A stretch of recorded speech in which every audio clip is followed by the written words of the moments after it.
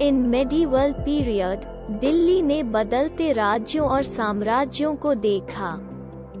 तुर्की शासकों ने 1192 सीई में भारत में अपना साम्राज्य स्थापित किया। मोहम्मद गोरी ने तराइन की लड़ाई में पृथ्वीराज चौहान को कुतुब-उद-दीन ऐबक नाम के अपने गवर्नर की मदद से हराकर दिल्ली पर अधिकार कर लिया। मोहम्मद गोरी ने कुतुब-उद-दीन ऐबक को गुलाम के रूप में खरीदा था। इस समय से शासक ज्यादातर तुर्की थे और इस्लाम के अनुयायी थे। उन्होंने खुद को सुल्तान कहा और इसलिए दिल्ली सल्तनत नाम अस्तित्व में आया। इस काल में 5 राजवंशों का शासन था, जैसा कि समयरेखा में दिखाया गया है। Foundation of slave dynasty 1206 to 1290 CE. गुलाम वंश की स्थापना। मोहम्मद गोरी के कोई पुत्र नहीं था, इसलिए उसने अपने दासों को अपने पुत्रों की तरह प्रशिक्षित और महारत हासिल की। उनके दास सैन्य और प्रशासनिक दोनों रणनीति में उत्कृष्ट थे। 1206 में मोहम्मद गोरी की मृत्यु के बाद उनके कई दासों ने खुद को स्वतंत्र शासक घोषित किया। उनमें से कुतुब-उद-दीन ऐबक सबसे कुशल शासक था, जिसने खुद को दिल्ली का सुल्तान घोषित किया और 1206 में गुलाम वंश की स्थापना की।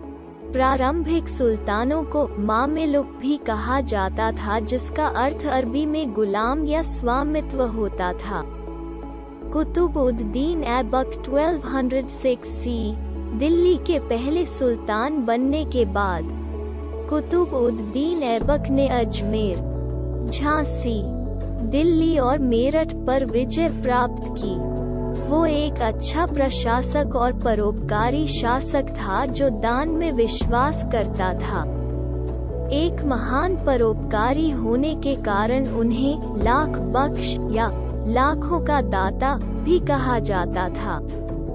कुतुब-उद-दीन कला और साहित्य का संरक्षक था।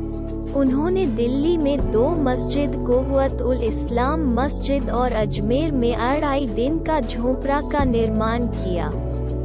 उन्होंने सबसे ऊंची मीनार कुतुब मीनार का निर्माण भी शुरू किया, जिसे बाद में इल्तुतमिश ने पूरा किया। क्योंकि 1210 सी में पोलो खेलते समय गलती से उनकी मृत्यु हो गई थी। इल्तुतमिश कुतुब-उद-दीन ऐबक का गुलाम था, लेकिन बाद में सिंहासन पर कब्जा कर लिया और कई चुनौतियों का सामना किया, जैसे कि उसके क्षेत्र के भीतर रईसों का विद्रोह और मंगोलों के कई हमले। मध्य एशिया के योद्धा जनजाति। उसने उज्जैन और रणथंभौर के राजपूत शासकों को हराया। उसने मुल्तान के गवर्नर नासिर-उद-दीन कबाचा को हराने के बाद लाहौर और मुल्तान पर भी कब्जा कर लिया। रजिया सुल्ताना। रजिया सुल्ताना एक महान महिला शासक थी। वो बुद्धिमान और विवेकपूर्ण, न्यायप्रिय और उदार, अपने राज्य की हितैषी, अपनी प्रजा की रक्षक और अपनी सेनाओं की कुशल नेता थी। हालांकि इल्तुतमिश के कई बेटे थे, लेकिन उनकी बेटी रजिया के समान कुशल कोई नहीं था। इसलिए मरने से पहले उन्होंने अपने उत्तराधिकारी के रूप में रजिया को चुना, लेकिन रईसों को उनकी पसंद से निराशा हुई, क्योंकि यह पितृसत्तात्मक समाज के खिलाफ था। इसलिए रजिया सुल्तान के बाद इल्तुतमिश की मृत्यु के बाद उन्होंने रजिया के भाई रुकन-उद-दीन फिरोज शाह को सिंहासन के उत्तराधिकारी के रूप में चुना। रुकन-उद-दीन एक अक्षम शासक था, जिसने अपना समय मनोरंजन में बिताया। रजिया को कई चुनौतियों का सामना करना पड़ा। विशेष रूप से चेहलगनी के विरोध 40 तुर्की रईसों और सैन्य नेताओं का एक समूह जो दिल्ली के राजनीतिक मामलों को नियंत्रित करते थे। रजिया ने अपने अनुयायियों के समर्थन से सिंहासन पर कब्जा कर लिया। रजिया ने 4 साल की छोटी अवधि के लिए शासन किया। बाद में उनकी मृत्यु के बाद उनके छोटे भाई नासिरुद्दीन ने सिंहासन पर कब्जा कर लिया, लेकिन उनके अभिभावक गियासउद्दीन बलबन, रईसों के मुखिया, दिल्ली के शासक बनने पर सभी शक्तिशाली थे। गियासउद्दीन बलबन 1266–87 सी 1266 सी में नासिरुद्दीन की मृत्यु के बाद बलबन ने खुद को दिल्ली का सुल्तान घोषित किया। वो एक मजबूत व्यक्ति थे जो सत्ता से शासन करने में विश्वास करते थे। उसने अपने राज्य को मंगोलों के हमलों से कुशलता से बचाया। वे स्वयं भी इल्तुतमिश के गुलाम थे, लेकिन हमेशा चाहते थे कि लोग उन्हें भगवान की तरह सम्मान दें। सिगदा और पाइबोस या जमीनबोस के फारसी रीति रिवाज उसके शासनकाल के दौरान पेश किए गए थे। लोगों ने इसका विरोध किया क्योंकि उनके अनुसार ईश्वर सर्वोच्च शक्ति है और एक सांसारिक व्यक्ति सर्वशक्तिमान के बराबर नहीं हो सकता। 1287 ई में बलबन की मृत्यु हो गई, जिसके बाद गुलाम वंश कमजोर हो गया और एक नया राजवंश खिलजी दिल्ली में सत्ता में आया। गियासउद्दीन बलबा खिलजी राजवंश 1290–1316 सी, जलालउद्दीन खिलजी 1290–96 सी, उसने बलबन के पोते को मार डाला जो एक कमजोर उत्तराधिकारी था और दिल्ली के सिंहासन पर चढ़ा। वो बहुत उदार और दयालु शासक था, लेकिन जमीन पर अपने रोस्ट्रेटिंग सुल्तान न्यू लर्नवेल सामाजिक विज्ञान 7 के पैर चुंबन के सुल्तान कस्टम से पहले माना जाता था। मंगोलों की दमनकारी नीतियों के कारण एक कमजोर प्रशासक के रूप में उसने 1296 ईस्वी तक शासन किया और उसके बाद उसके भतीजे अलाउद्दीन खिलजी ने उसका उत्तराधिकारी बना लिया, जिसने देवगिरी पर विजय प्राप्त करने के बाद अकेले उससे मिलने जाने पर अलाउद्दीन खिलजी ने जलालुद्दीन खिलजी को मार डाला। दीन खिलजी 1296–1316 सी, वो खिलजी वंश का एक महत्वाकांक्षी और सबसे सफल शासक था। उनके शासनकाल के दौरान दिल्ली सल्तनत विंध्य से परे दक्कन तक फैली हुई थी। वो एक शानदार सेनापति और एक चतुर प्रशासक था जिसकी महत्वाकांक्षा दुनिया को जीतना था और अलाउद्दीन खिलजी को खुद को दूसरा सिकंदर मानता था। विजय और विस्तार अलाउद्दीन ने 1299 ई में गुजरात में अपना पहला सैन्य अभियान चलाया। उन्होंने वर्तमान राजस्थान में गुजरात और रणथंभौर और चित्तौड़ के क्षेत्रों पर विजय प्राप्त की। दक्षिण में उनके अभियान का नेतृत्व उनके सेनापति मलिक काफूर ने किया, जो गुजरात का एक हिंदू गुलाम था जिसने इस्लाम धर्म अपना लिया था। उसने देवगिरी के यादवों और वारंगल के काकतियों को हराया। उसने 1310 ई में द्वार समुद्र के होयसाल और मालाबार और माइसोर के पांड्यों पर आक्रमण किया।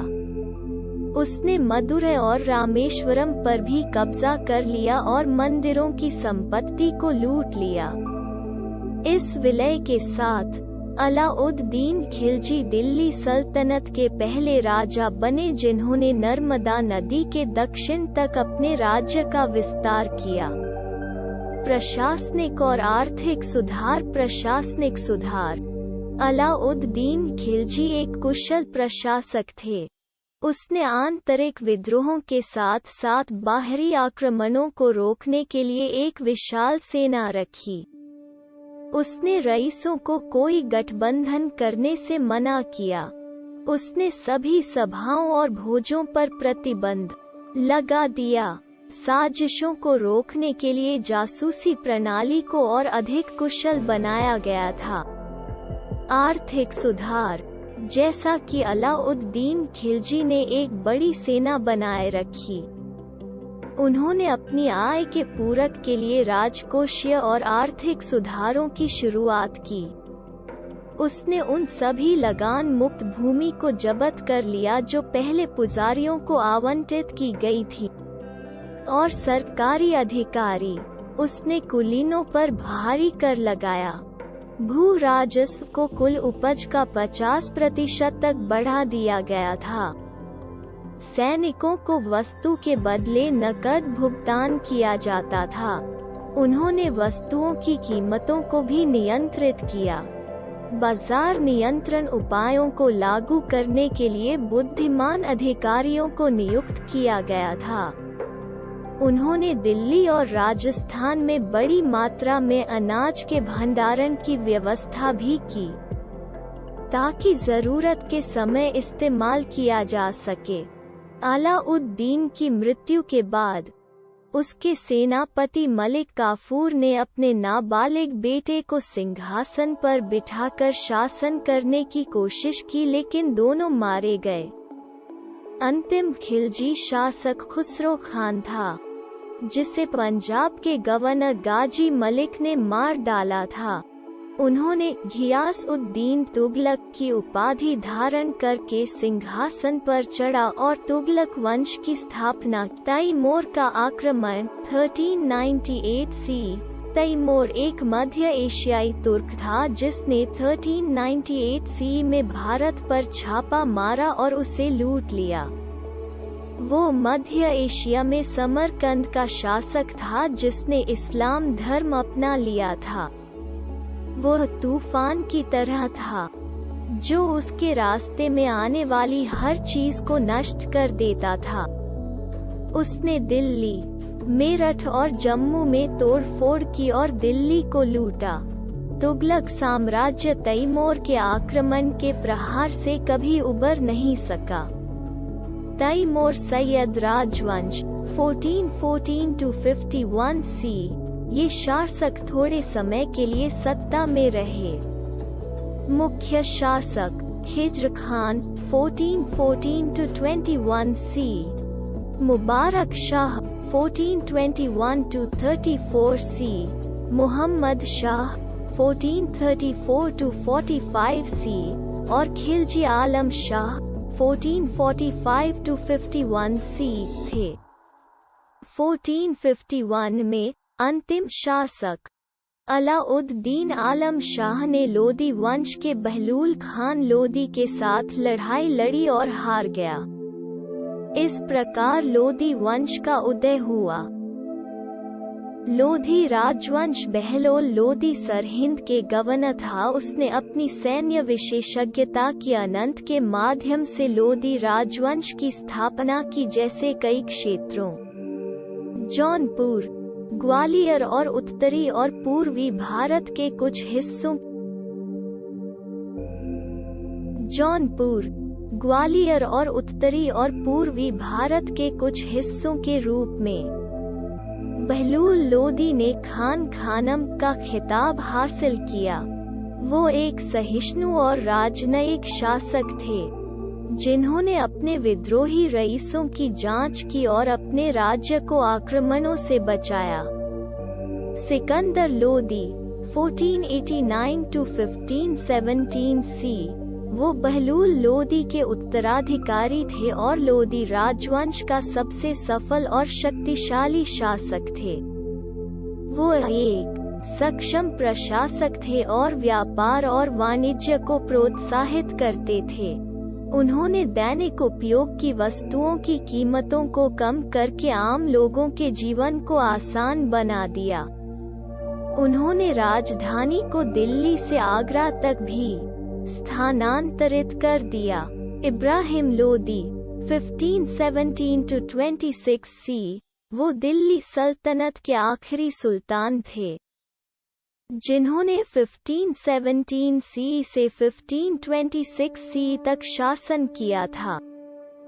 जैसे ही उन्होंने अफगान रईसों के विद्रोहों का विरोध किया और रईसों को दबाने की कोशिश की, उन्होंने उनके खिलाफ साजिश की और इब्राहिम लोदी को उखाड़ फेंकने में उनकी मदद करने के लिए काबुल के राजा बाबर को आमंत्रित किया। बाबर ने इस स्थिति का लाभ उठाया और 1526 सी में भारत पर हमला किया।